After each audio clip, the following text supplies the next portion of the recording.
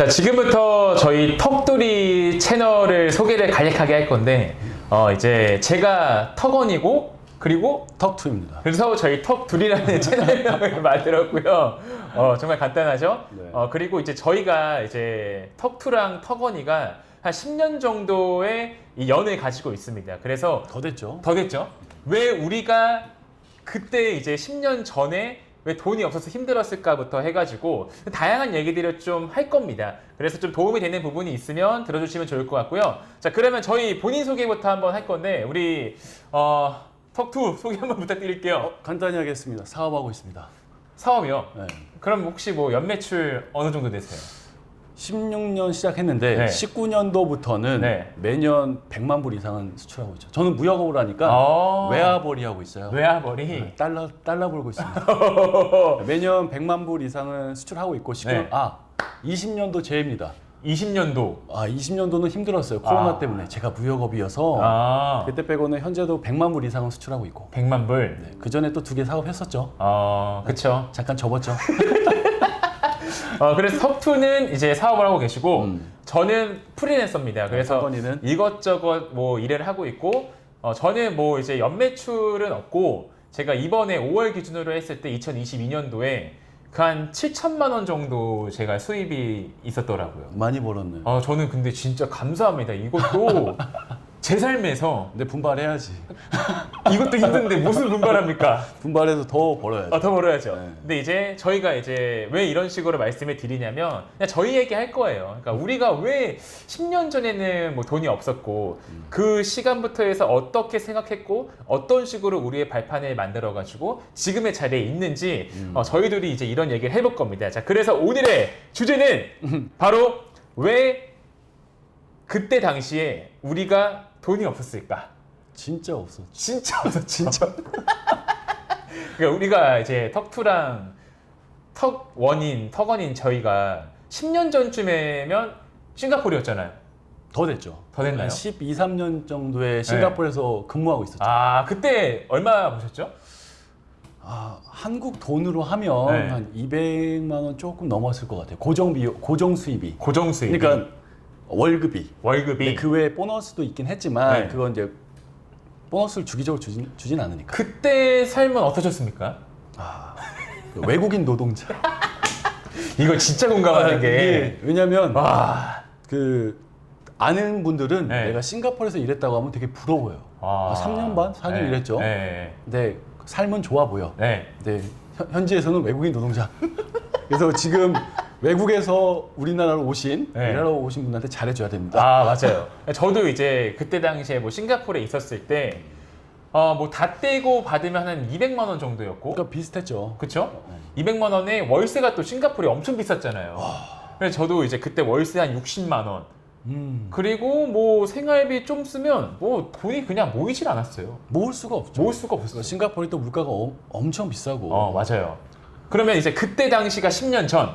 10년 좀 그쵸? 더 됐죠. 그럼 지금의 우리 턱투의 경제적인 이런 상황과 네. 풍요로움이 좀 더 나아졌습니까? 알잖아요.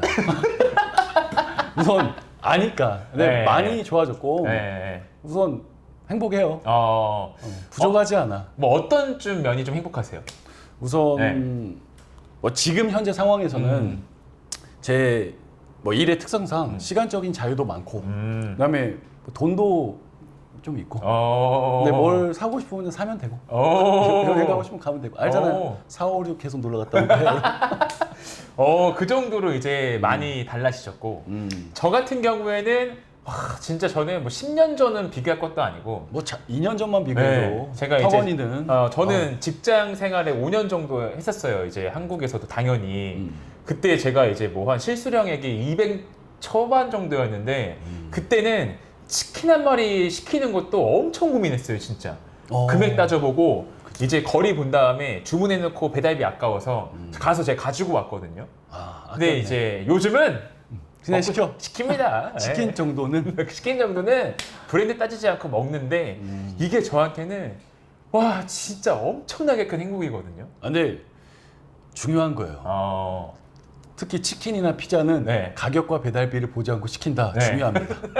되게 중요합니다. 그래서 그런 삶이 진짜 만족스럽지만 반면에 또 이런 행복감이 오래 갈까라는 물음표를 항상 해서 저희 둘이 진짜 그 노력을 되게 많이 하거든요. 그렇죠. 그죠? 이 방송을 네. 한 것도 항상 우리가 자주 만나면 네. 어떻게 더 발전할까 맞아요, 고민하다가 시작해보자. 그쵸? 그렇게 시작된 거죠. 맞습니다. 자, 그러면 저희가 이제 또 다음 질문을 한번 드리고 싶은데, 물론 오늘 우리가 왜 가난한가에 대해서 돈이 없었을까에 대해 생각하잖아요. 그때 연봉이 거의 한 2,600에서 한 3,000 됐을 거예요. 그렇죠. 그렇죠? 2,600에서 3,000 정도 사이라고 했을 때 그 정도의 연봉을 받는 사람들이 그리고 우리가 왜 모이지도 않았을까요? 우선 뭐 네. 싱가포르는 제외하고 네. 싱가포르에서 돌아오고 나서 한국에서도 저도 이제 직장 생활을 했으니까 네. 근데 2,700, 800 벌었던 직장을 들어간 적이 있어요. 네. 엄청나게 극소기업인데 어... 5명밖에 없어요. 네. 근데 월 실수령이 한 190만 원 정도 되는데 네. 솔직히 모을 수가 없어. 아니 그냥 좀 쪼개서 모일 수 있잖아요. 아니 월세를 내고 그치. 통신비를 내고 통신비 내고 그 밥은 먹어야 되고 밥은 먹어야 되고 그리고 옷은 사야 되고 옷은 사야 옷도 되고. 비싼 거 아니야. 네. 일반적인 회사를 출근할 수 있는 옷 네. 그거 사고 나면 남을 수가 없어요. 근데 이게 너무 슬펐던 게 네. 그래도 회사를 다니면서 네. 그렇게 버티는 게 너무 힘들었지. 그래서 혹시 그 월급으로는 부족했잖아요. 그죠?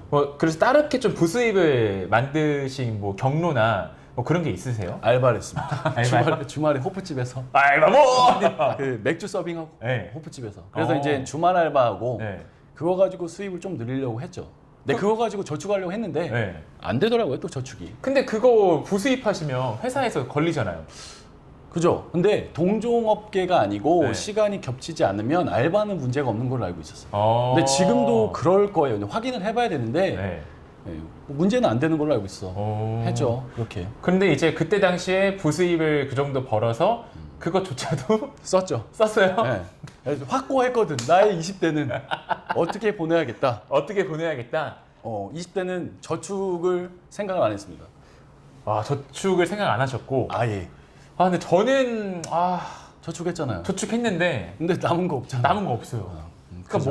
모아도 모이지도 않았고, 그러니까 오히려 저도 다시 돌아가면 그냥 그 스트레스를 안 받을 것 같아요. 그러니까 당연히 월세 나가고 그다음에 핸드폰비, 그다음에 생활비 이런 거 하면은 당연히 돈이 나갈 수밖에 없는 내가 그 구조 안에 들어가 있는데 그거를 쪼개가지고 돈을 모은다는 게 진짜 제 인생을 너무 힘들게 한 것 같고. 네. 근데 과소비를 하는 거는 안 되고 기본적인 소비를 하되 네. 저축보다도 더 벌 생각을 항상 하죠. 지금도 그렇고. 그럼 이제 이거에 좀 이어서 질문 드리고 싶은 게 현실적으로 뭔가 이제 목돈을 만들어 가지고 지금보다 더 나은 상황을 만들기 위한 방법이 뭐가 있을까요? 뭐 그때도 그랬지만 경험에 빗대어서. 경험에 빗대어서 제가 200만 원 안 되게 벌 때는 네. 항상 그 생각을 했어요. 뭐 저축보다도 어떻게 하면 더 벌까. 네. 더 버는 쪽에 항상 고민을 했었고 그래서 투잡도 했었고 그래서 지금 뭐 그게 더 나은 방법은 제일 빠른 건 소득을 어떻게 하면 올릴까라는 게 가장 중요하다고 생각해요. 왜냐 네. 저축은 어느 정도 소득이 받쳐줘야 저축이 좀 가능하지. 뭐 소득이 어느 정도 안 받쳐주는데 저축하라고 하는 거는 네. 굉장히 힘들어요. 그리고 지금 너무 소비하기가 좋잖아요. 세상이 결제도 편해요. 마케팅 좋아서 이거 안 사면 안 될 것 같아. 진짜요? 월세는 나가야 네. 돼. 근데 그 삶을 내가 즐기지 못하면 네. 나중에 남을 추억이 없을 것 같아서 그냥 소득을 올리는 방법이 더 중요하다라고 난 지금도 보고. 그러면 그때 당시 소득을 더 올리기 위해서 어떤 고민과 그다음에 어떤 선택을 하셨습니까? 항상 다른 사람을 봤던 것 같아요. 어떻게 하면 저 사람이 돈을 벌까? 네. 그래서 항상 그걸 보고 어떻게 하면 저 사람처럼 돈을 벌까라는 고민도 많았고 사업하는 사람들 검색을 많이 하고 주위를 많이 봤죠. 그러니까 주위에서 돈 버는 사람들 항상 봤던 것 같아요. 누가 돈을 잘 버지? 주변에 꼭 그런 사람들 있잖아요. 진짜. 근데 중요한 거는 네. 그때 나는 내 친구들이 다 가난했어. 이게 되게 엄청나게 중요한 걸 수도 있지만 네. 내가 가난하면 그러니까 내가 돈이 없으면 내 친구들도 돈이 없어. 그러니까 이 친구들이 만나서 항상 신세한탄을 해요. 난 여기 빠져나와야 돼. 네. 근데 그거를 나중에 알았어. 그 대신 친구를 뭐 멀리하는 게 아니라 멀리하는 게 아니라 그 상황에서만 네. 빠져나와야 된다. 그러니까 친구한테 잠깐 미움 받더라도 대신 몇 년 뒤에 돌아가면 받아줘요. 친구는 받아줘. 저는 그때까지도 너무 네. 확고한 생각이 있었던 게 네. 20살은 돌아오지 않는다라는 생각이 있어서 그러니까 30대가 되면 내가 이렇게 소비하는 게 맞지 않다라고 생각하지만 네. 20살 때는 최대한 할 수 있는 걸 해보자라는 게 맞아서 그때 어. 소득으로 네. 저축이라기보다 소비를 하기 위해서 저축했죠. 여행을 가기 위해서 저축을 하거나 아니 저걸 사고 싶어서 저축 이런 식으로 저축은 했지만 이거를 자산으로 만들려는 저축은 안 했어요. 아, 내가 뭔가를 목적에 가지고 쓰기 위해서 좀 많이 저축을 좀 했다. 예, 여행 어. 아니 뭐 솔직히 말하면 뭐 물품 구매 어. 이런 걸 위해서 저축을 한 거지. 네. 아, 이걸 저축해서 내가 좀 더 나은 삶을 살겠다라는 생각으로 저축하지는 않았어요. 아, 근데 아직도 후회는 없어요. 그게. 그러니까 저는 근데 진짜 엄청 열심히 모은 케이스인데 티도 안 났고, 그러니까 저도 좀 돌아가면 제가 잘하는 것들, 그러니까 뭐 직장에 있으면 이 일을 하면서 그 분야에서도 제가 잘하는 게 있을 거 아니에요. 거기에 좀 투자를 더 했을 것 같아요. 그게 좋을 수도 있죠. 네, 그렇게 해서 뭔가 더 내 기술이든 내 무언가를 무기를 만들어 놓으면 어디로 옮길 때도 되게 좋았지 않았을까. 만약에 턱투가 자취를 하면서 그 다음에 부모님한테도 돈을 이렇게 좀 드려야 되는 그런 상황이에요. 그럼에도 불구하고 돈을 그렇게 쓰셨을 것 같으세요? 그때 자취했었고 네. 근데 부모님을 감사하게도 네. 내가 부모님을 도와드리는 상황은 아니었지만 네. 만약에 부모님 도와드린다 그럼 그 비용 빼고 쓰지 않았을까. 근데 솔직히 네. 뭐 후회하지는 않는다. 근데 왜냐하면 그런 경험들이 너무 많은 제 현재 사업을 하는데 네. 경험이 많이 됐어요. 어... 근데 뭐 지금 제가 가지고 있는 생각 중 뭐 간단히 말하자면 20살에 할 수 있는 게 있고 네. 30살에 할 수 있는 게 있고 네. 뭐 40살에 할 수 있는 게 있지만 어. 네, 20살에 할 수 있는 거를 60대하고 70대가 할 수 없을 것 같아요. 근데 나도 그 나이가 안 가보고 아직 저도 40 전이니까 네. 40대가 안 돼서 모르겠지만 그래서 20대에 할 수 있는 걸 하는 게 좋다라고 생각을 해요, 저는. 그래서 저는 그때도 지금도 똑같습니다. 네. 20대는 놀아야 된다. 아, 20대 그리고 놀아야 된다. 많은 걸 경험해라. 아. 대신 이제 술만 먹지 말고 네. 뭐 이상한 경험 말고 네. 여행도 많이 가고 아니 뭐 스터디 그룹 같은 데서 가서 네. 새로운 친구들 만나고 이런 거에 좀 투자를 해야 되지. 내가 이 돈을 계속 저축을 해놓으면 네. 나중에 그 돈이 나한테 증폭제가 될 것 같진 않아요. 아. 그리고 20대 때 제일 중요한 거는 네. 내가 뭘 좋아하는지를 알아야 될 것 같아. 아. 아니 돈을 모았어. 네. 나에게 현금 1억을 줘. 네. 뭐 하고 싶어? 사람들 몰라. 좀 아이러니하게 돈이 없을 때는 갖고 싶은 게 많은데 돈이 있을수록 소비가 줄어. 왜냐면 사고 싶은 게 언제든 살 수 있으니까 굳이? 뭐 예를 들어볼까요? 네. 뭐 저도 아직까지 100억대까지는 못 가봤으니까 100억대 자산가들에 대해서 생각은 몰라요. 네. 근데 순자산입니다. 네. 100억대는 못 갔으니까. 근데 그분들이 명품을 엄청 사고 싶어서 기다릴까요? 언제든 살 것 같은데. 그냥 언제든 사죠. 근데 이걸 투영을 해서 네. 일반 사람으로 보자면 나이키 매장을 갔어. 못 사서 안다는 아니잖아. 언제든 살 수 있잖아. 언제든 살 수 있죠. 근데 갖고 싶어요?